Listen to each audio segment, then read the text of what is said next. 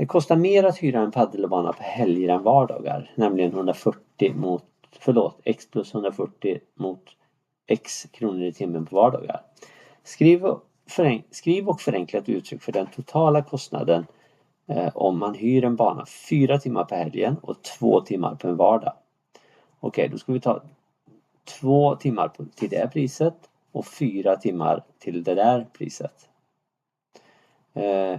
Då är det bara att ta 2 gånger x plus 4 gånger x plus 140.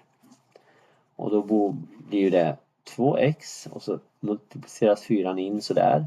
Så det blir 4x plus 4 gånger 140. Det är 280, det är 560. Så det här blir 2 plus 4 är 6x plus 560. Vi kan kolla facit också.